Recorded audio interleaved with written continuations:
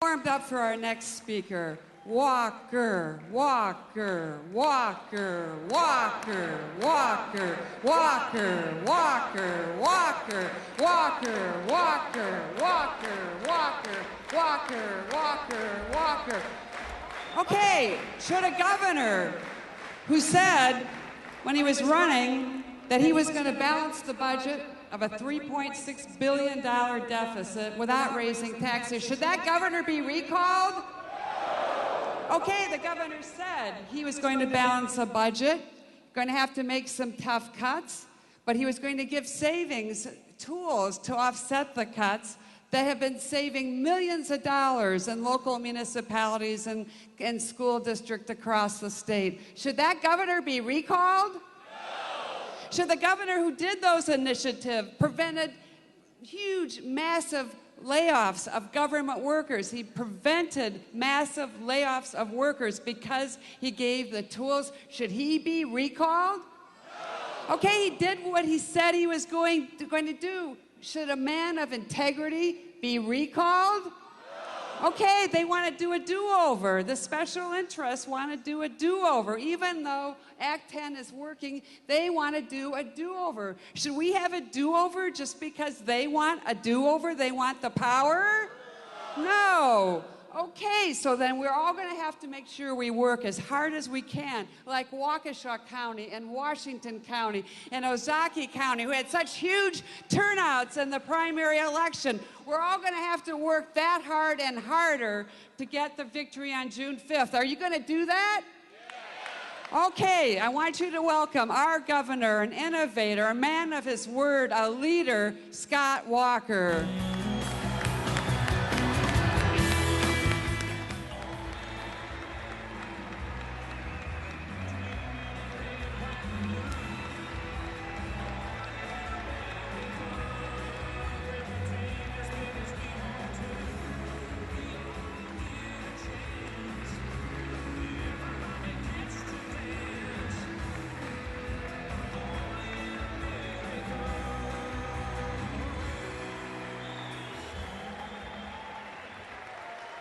Good morning.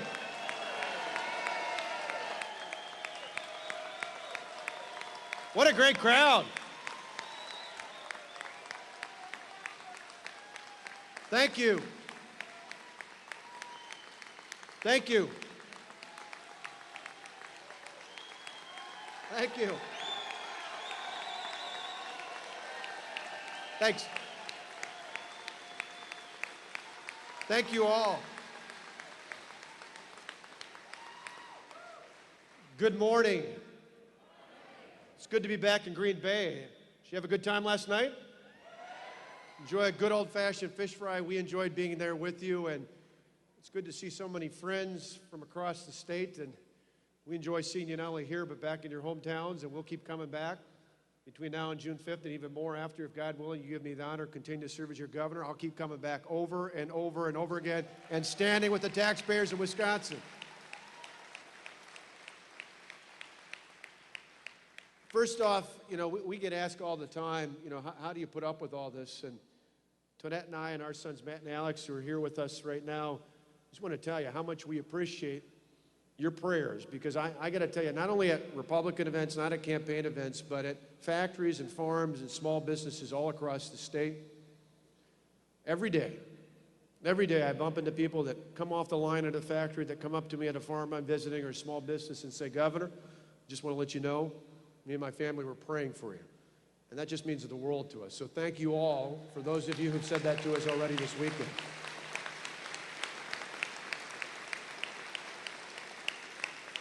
In a moment, I'm going to talk a little bit about where we've been, where we're going, and most importantly, how we're going to move this state forward. But on the eve of Mother's Day, I want to pay tribute to three mothers who had an inspiration in my life. My grandmother, my mother, and my wife, Tonette, the mother of our two sons.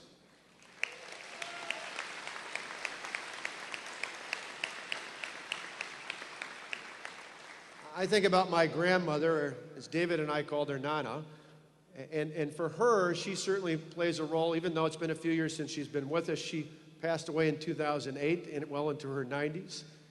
And I think about my grandmother, and in many ways I've thought about her a lot over the past year. You see, my grandparents, I think about the only thing they ever bought on credit was the mortgage on their farm.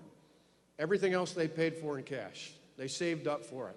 They saved up for it, and then they made the purchase. They didn't do it the other way around. And it's interesting, my grandmother became a widow in 1974 when my grandfather passed away from a heart attack, and throughout all that time, for 34 years after that, she worked a whole assortment of different odd jobs, from stuffing inserts into newspapers at the daily newspaper in town where she was living to spending time as an Avon lady and babysitting kids. She did all sorts of things to pay the bills, but along the way she always had a little bit of money saved up for my brother and I, and she'd help us. Remember, as kids, you used to have those binders that would open up and you'd put the little dimes in to save up at the bank. We got that from our grandmother. She taught us that. My grandfather must have had a little bit of one of those midlife crises, because right before he passed in 1974, he bought one of those brand new Dodge Chargers. We used to call it, my brother and I said, it looked kind of like a banana because it was yellow and it had a little loop. And my grandmother was so frugal, she decided, well, after my grandfather passed, she wasn't going to trade it in. She figured she'd get use out of it. And I got to tell you, the funniest thing was when David and I would go to McDonald's with her, which, by the way, I swear she had so many coupons, I think they paid us to eat there. She'd be driving over to McDonald's from the other side of town, and she'd be in that Dodge Charger, and we'd pull up to the stoplight, and there'd be a guy in a young little car come up next to us, you know, looking in, thinking, hey, you got a Hemi in there? And there he'd see this little old lady with her hair bonnet on behind that steering wheel. But for her, she taught David and I more than anything, don't spend money you don't have. And that's something I've tried to apply to the taxpayers' money, not just to my own money.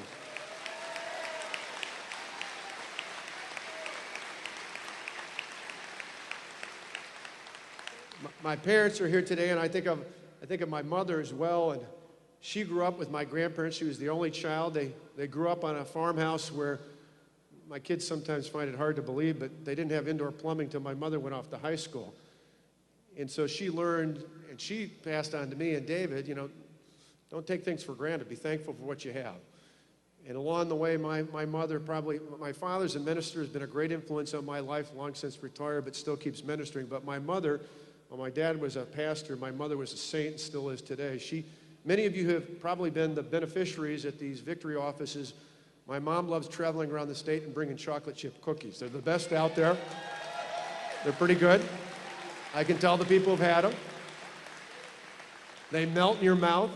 Well, you can only imagine when David and I were kids in sports, everybody on my football team, on the basketball team, on the track team always wanted to know when your mother's cookies were going to get on the bus, so everybody would hoard around us. But she loved that, not just for David and I, she loved caring for others. She loved reaching out and caring for others, and whether it was that or taking pictures, not just of the family, but of friends, and passing those on. And along the way, probably the most inspirational thing she got from my grandmother was sending notes, not just to family and friends, but many times to people she hardly ever met, but she felt called by God to send them a note of encouragement along the way. More than anything, she taught to me the importance of respecting others. And when I found that's important this year more than ever, that you respect others, even if they don't always respect you, that's an important lesson I learned from my mother and carry on still today.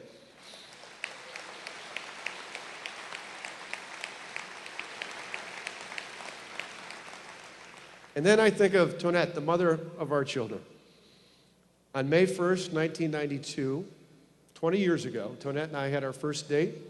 We met at Sal's, but our first date was at the Chancery in the village of Wauwatosa.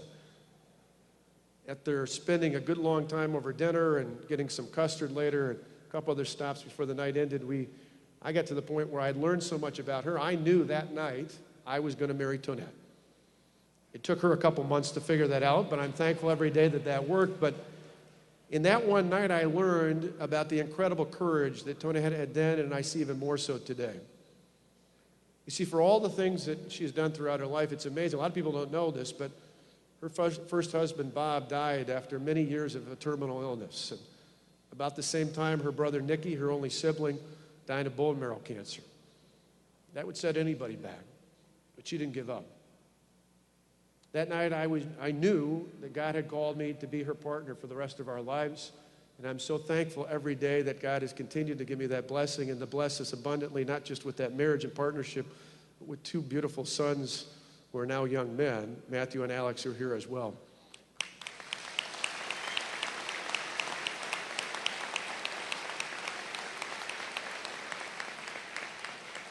That courage has been so apparent to me throughout the years. You see, about a decade ago, she decided she was going to leave the private sector world of business and instead decided to join the nonprofit world and took on a new task of working for the American Diabetes Association.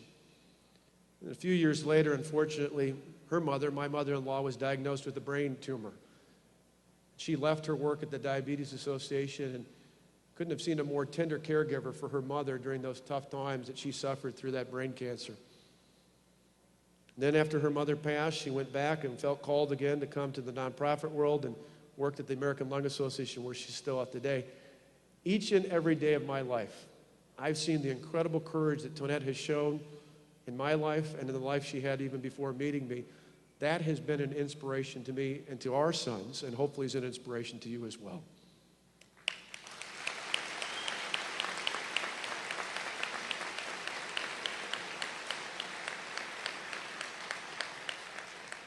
So from those three mothers makes up a lot of who I am and who I've been and hopefully who I will be again in the future. Who knew on January 3rd of 2011, though, that I'd need that courage that I mentioned that inspired me through Tonette? I needed it at quite the level we've needed it over the past year and a half.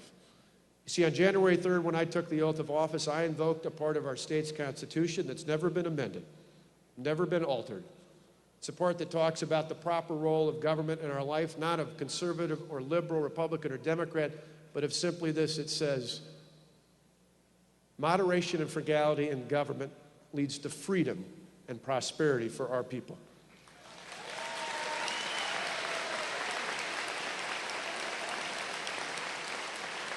You see, all the way back to 1848, just months before we became the 30th state in the Union, our founders had it right. Moderation and frugality in government leads to freedom and prosperity for our people, and that is what we're standing up for. It's more freedom and prosperity for all the people of Wisconsin.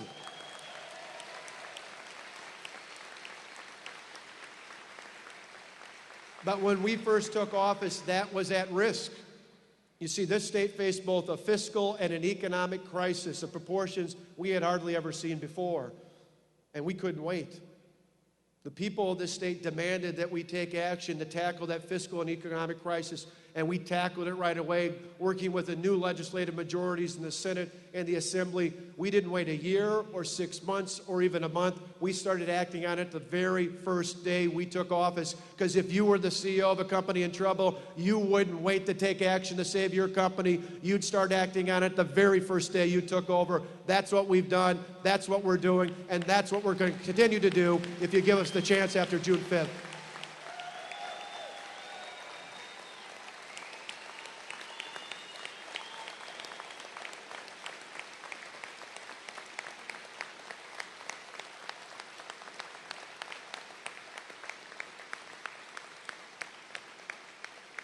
And that's important, you know, because as moms and dads, we look at kids like my sons, Matt and Alex, and we want to make sure they grow up in a state where they've got a job, where they have an opportunity to have a job in this state and not move somewhere else, not move beyond our borders, but stay in Wisconsin where they can get employment, they can raise a family, they can someday help us as we retire. They can do all those things in the future. We needed to take action immediately to make sure that their future was even greater than ours.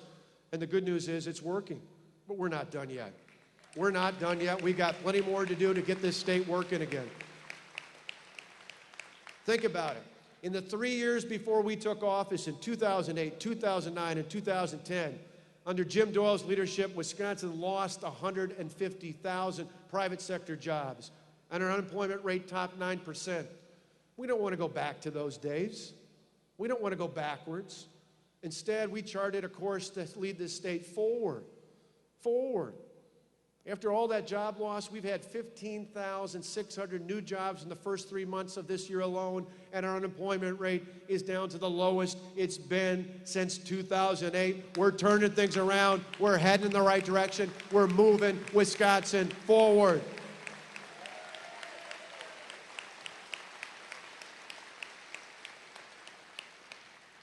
Today, I want to reaffirm to you our commitment to help not the government, but the people of Wisconsin create 250,000 new jobs by 2015. It's a commitment I made in the campaign the first time. It's a commitment I make today. And by 2015, with your help, it's a commitment we'll see fulfilled for the betterment of all the people of Wisconsin.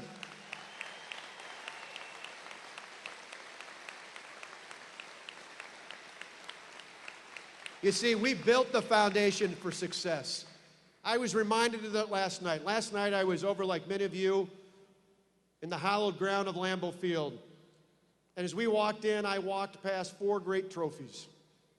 4 trophies named after one of the, not only Green Bay or Wisconsin's greatest heroes, but America's greatest heroes, Coach Vince Lombardi. And people think about him and they think about success. But people often forget. And the year before Vince Lombardi took over the Green Bay Packers, the Packers were 1-10-1. And he didn't take them to the World Championship that very first year. What he did was build the foundation for success. And several years later, the Packers not only won the World Championship, they won the first of many more World Championships. We're going to bring it home and win a championship for the hardworking taxpayers of Wisconsin when we create 250,000 more jobs in this state.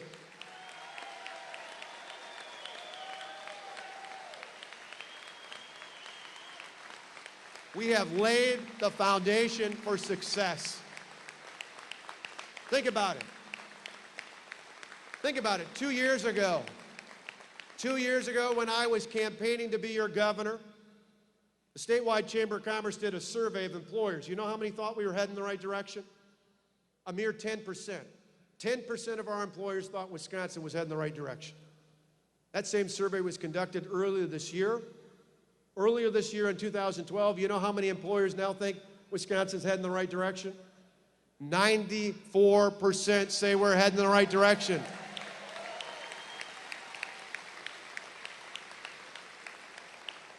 Now, of course, I'm competitive. I want to know what's wrong with the other 6%, right?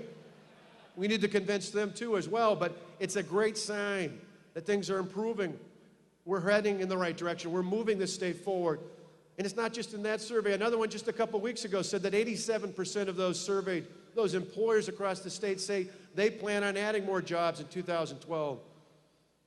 Alberta just talked about or made reference to the new revenue estimates that just came out. And you know, one of the most interesting things in the economist report on those revenue estimates was the fact that they said the reason for that was 2 things. Increased growth in personal income, which is good for all of us and our families, and most importantly, higher than projected estimates when it comes to job growth in 2011. I believe when those final job numbers come out this week, we're going to see a significant gain in the number of jobs created in the last year because we built the foundation for success in this state.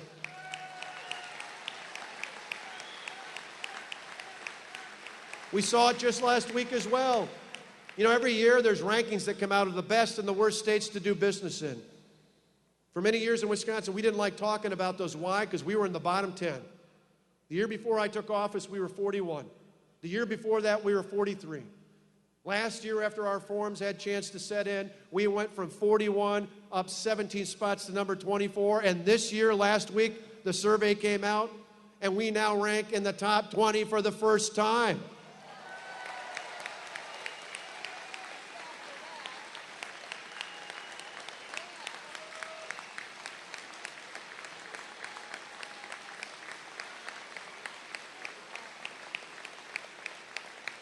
That is what happens when you build a foundation for success. You build a foundation to move our state forward. But you know what? In the report on that survey, and the surveys conducted earlier this year, you know what the number one concern was listed in terms of things that will prevent them from adding more jobs in the coming year? It's the recalls.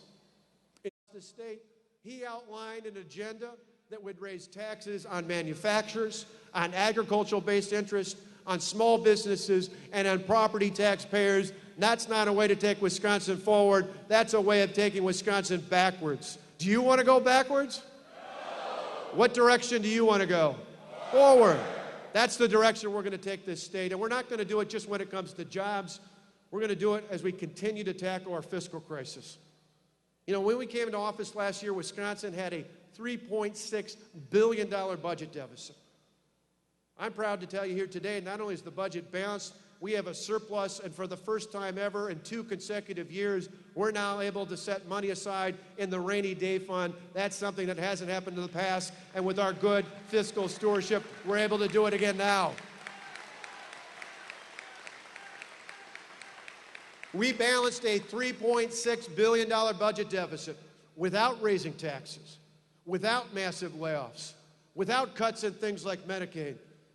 You wouldn't know it from those TV ads, but I put more money into Medicaid than any governor in Wisconsin history, and more money than just about any governor in the country. That funds Badger Care and family care, and I'm going to provide a temporary safety net for those who have great need, but I'm also going to reform the system so it doesn't become a lifetime entitlement, but instead is a step up to gainful employment so we can continue to take care of the truly needy in our state.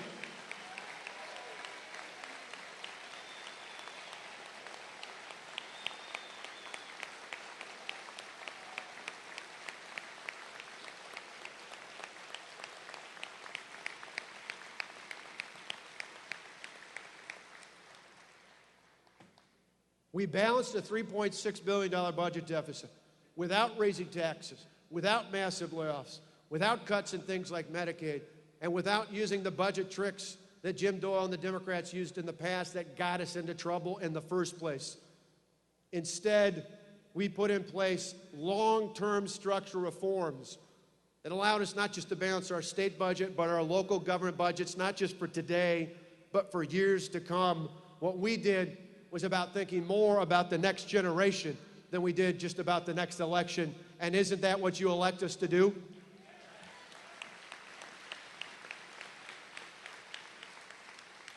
Our reforms allowed us to provide savings of more than $1 billion to the hardworking taxpayers of this state. It's why for the first time in 12 years, property taxes on a median value home have gone down. If you elect me as governor again on June 5th, I'll continue to fight to keep property taxes down for retired couples, for working families, for new startups, and for small businesses so we can move Wisconsin forward.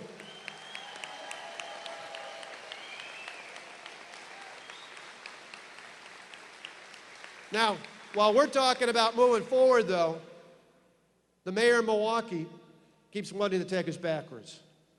Today's the 31st day. Let's keep the clock running. The 31st day since the mayor of Milwaukee was asked, since this election's all about undoing the past 15 months, the obvious question is, if you want to undo the past, what would you do? It has been 31 days since the mayor of Milwaukee was asked about that. 31 days later, the answer is still the same. He doesn't have an answer. He doesn't have an answer. Alberta Darling, our great co-chair of the Joint Finance Committee, and Robin Voss asked him the other day and said, hey, you know what? We're the leaders of the Legislative Budget Committee. We'd like to know, what would you do? He won't tell us. He won't tell us. Well, it's either because he doesn't have a plan, or I think more likely he does, and he doesn't want to share it with the taxpayers of this state, because we understand what that plan is. If you look at Milwaukee, in the 8 years he's been mayor of Milwaukee, property taxes have gone up 25%. Fees and taxes combined have gone up 43%. Look at the kind of things he lists as priorities when it comes to spending. He wants to spend $100 million on a trolley for the city of Milwaukee. That's the kind of reckless spending that led Wisconsin into a $3.6 billion budget deficit. That kind of spending takes us backwards. But you know what, Mr. Mayor? We don't want to go backwards. We want to go forward. We want to go forward in the state, and that's exactly where we're going to go with your help.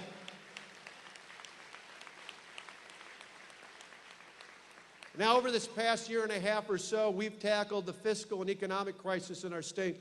But there's one other thing I want to share with you here today. I think the thing I'm the most proud of, I hope the legislature is the most proud of, is not only do we help the people of the state create more jobs, not only have we put our fiscal house in order, but most importantly, we make the government work better for the people we elected to serve. There's no better choice, no better example in that than education. You see, for years, probably like many of you here, Tonette and I are often, at least in the debates, pitted against ourselves because we own a home in Wauwatosa. And both of our sons go to public schools in Wauwatosa. We're told time and time again as property taxpayers, you either got to pay higher taxes or your schools will suffer. That's a false choice. That's a false choice. You see, it's not about spending more money. It's about spending the money we have more wisely. About more wisely.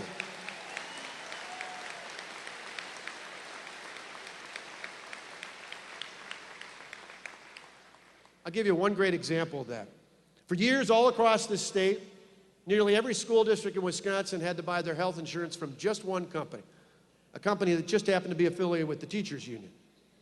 Well, because of our reforms, school districts now don't have to do that anymore. They can bid out their health insurance. That has allowed them to save tens of millions of dollars. Heck, even just the other day, the small town I grew up in, Delavan Darien School District, saved $970,000 in a small school district over the next 2 years. School districts all across this state have saved tens of millions of dollars. That's money that goes right back into the classroom. We are the party that's pro-education because we want money in the classroom, not in the bureaucratic overhead. We are the ones fighting for education. We are the ones who care about our children. We are the ones who want an investment that really matters.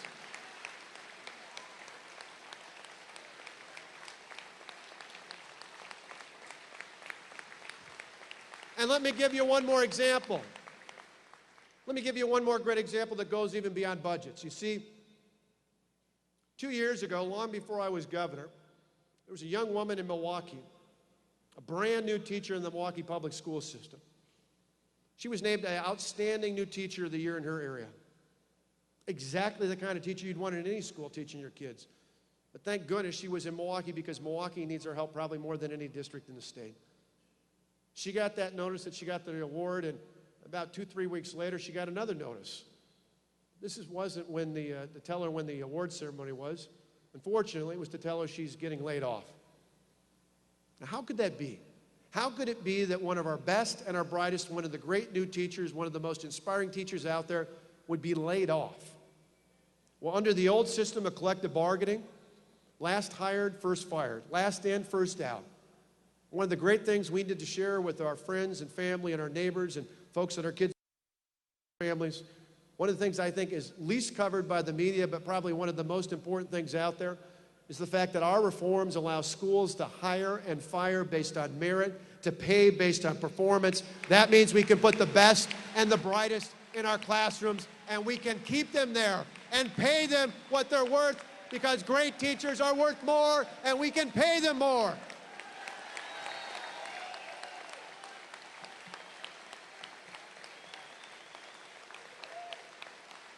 That's why we're pro-education. We want to pay great teachers. We want to pay great teachers more. We want to put more money in the classroom. You know, I was talking the other day to a superintendent from a small school district not long ago, and he was at a listening session about jobs, and he got up and he asked the last question, and he said, it's really not a question, it's a statement. So, Mr. Governor, your reforms have saved us money, helped us balance our budget. We hired more teachers. We lowered classroom size. We set some money aside for merit pay. All those things are great. And then he literally started to go back to his seat. And thankfully, I could barely hear him, but I heard him as he was going back. He said, but Governor, the best thing you did empowers me to go back to my office and focus on curriculum instead of worrying about grievances. So, of course, I said, you got to come back to the mic and say that so everybody can hear that. But that's what it's all about. Our educators, the people, get into our school systems because they come in because they love our kids and want to inspire them. The people who we want to have our children inspired by overwhelmingly want to do that. And now they're freed of all the bureaucratic overhead. Instead, they can focus on curriculum instead of on grievances and contracts and all the other things that got in the way of why they got into education in the first place.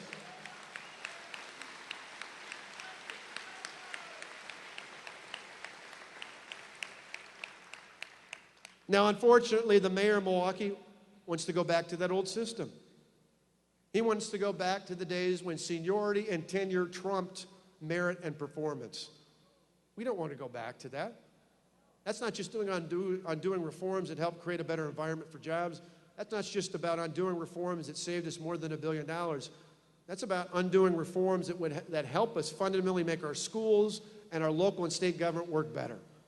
We don't want to go backwards. Where do we want to go? Forward. And that's what this is all about. For us, it's a clear choice. 3 weeks from Tuesday, the voters of this state will have a clear choice between do we want to go backwards or do we want to work together to move forward. 3 weeks from Tuesday, we'll have a choice about whether or not we go back to the days when a handful of special interests controlled things that happen in our state and in our local governments, or instead, do we choose to stand up and say, you know who should really be in charge? The hardworking taxpayers of this state. I'll pick the hardworking taxpayers each and every time. I love the signs I see around the state. I see here in this hall, but I particularly love them as I go around the state. Tonette and I have talked about this. Signs that say, we stand with Scott Walker. Well, you know what?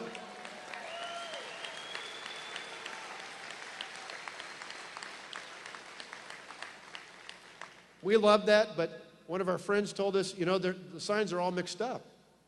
You see, instead of saying, we stand with Scott Walker, the sign should say, Scott Walker stands with you. Because I want to let you know, on June 5th, if you elect me again, I'll continue to stand with the hard-working taxpayers of Wisconsin and set aside the special interests.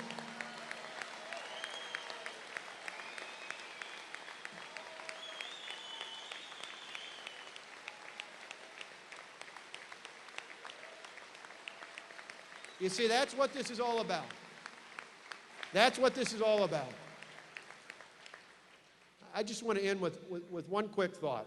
We've got a great convention. You've heard from great folks already. You're going to hear from I think, arguably the best group of Republican Senate candidates in the entire country, any which of whom would be spectacular new addition to join Ron Johnson in the United States Senate from Wisconsin. And I hope we stay focused on making sure that happens after we get past the June 5th election. After we get past the June 5th election. Because I need your help, not only for me, I need your help to make sure Rebecca Clayfish comes back as our lieutenant governor, because she's done a fabulous job.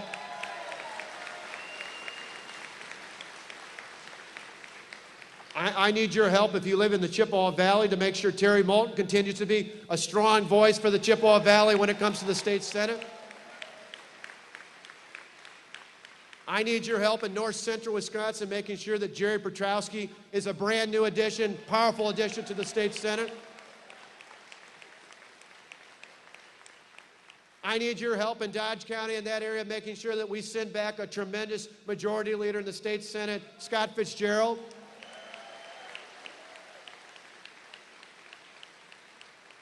And I particularly need your help if you live around Racine County, because that's going to be a tough race. That's a seat that has flipped, about 6 or 7 times in the last 22 years. But we finally have a leader who's got it right, who's connected for the hardworking taxpayers of Racine County. I need your help making sure Van Wangard continues in the state Senate.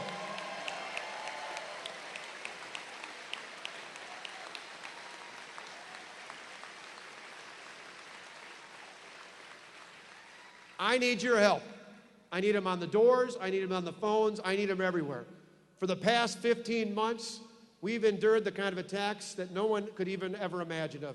Not just in this state, but in California or New York or Texas or anywhere else. We've never seen the kind of money and influence coming in from outside of our state going after me and the brave members of the Republican legislative majorities. Think about it.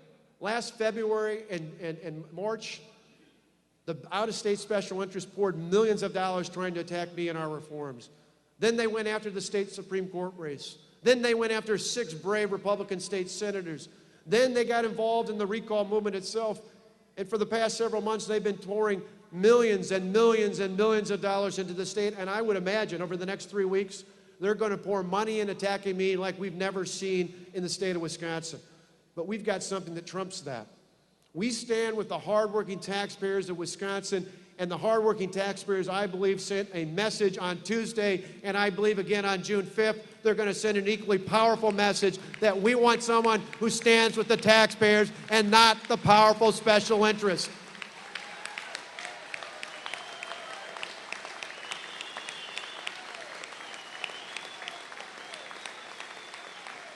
You see, this election on Tuesday. My friend Paul Ryan has said that courage is on the ballot on Tuesday, June 5th. I believe it is. I believe it is. It's about whether or not elected officials have the courage to take on the tough issues. I ran into a woman the other day in Sheboygan after I was speaking to a group, and she came out from the company she was working at, and she introduced herself and then said to me, "Governor, I'm a Democrat." And I waited because I thought, okay, here comes the punchline, right? What's she going to say about me? She said, "But you sold me. You sold me." I said, "You haven't even heard me talk yet." She says, "You know what? Talking doesn't matter. It's what you do that matters." She goes, "Even though I don't agree," she said, "even though I don't agree with everything you've done over the past year and a half, what I respect is the fact that you actually had the courage to take on those tough issues. I've been waiting for someone for years to be willing to stand up and do that, and you've sold me. I need your help between now and June 5th, not just bringing out Republicans, not just bringing out independents, but bringing out discerning Democrats like that woman from Sheboygan who understand that this isn't just about party. This is about the future of our state. This is about making sure that we affirm leaders at our state as well as our local and federal levels that are willing to make the tough choices. Shouldn't be exceptional in politics. Paul Ryan and I also joke about how politics seems to be the only profession where you're called exceptional just by keeping your word. Everywhere else in life we expect it, in life and business, everywhere else, but somehow in politics it's exceptional or courageous. Well, I've found, as I've had the honor of being your governor the past almost year and a half, is that every day as I travel the state, I find moms and dads just like Tonette and I, men and women who go to work hard, not just to earn a paycheck, not just to put food on the table, not just to put clothes in the back of our children. I find moms and dads just like Tonette and I, and like probably most, if not everybody here. I find moms and dads who go to work hard for the same reason we do. They want their children to have a better life than they did. They want their children to grow up in a home and in a community and ultimately in a state that is better than the one they grew up in. I see that courage in farms and factories and small businesses all across Wisconsin, and that's what inspires me. You see, for all those people who are just like Tonette and I've got a simple commitment. Each and every day I get the honor of continuing, if God willing and with your support, I'm elected again as your governor on June 5th. Each and every day I'm in office, I'll never forget the courage of the men and women I've met around this state who want a better life for their children and their grandchildren. That's what we're fighting for. That's what we're standing for. With your help, we'll continue to do it from June 5th on. God bless you. God bless this great state. And God bless the United States of America. Freeway.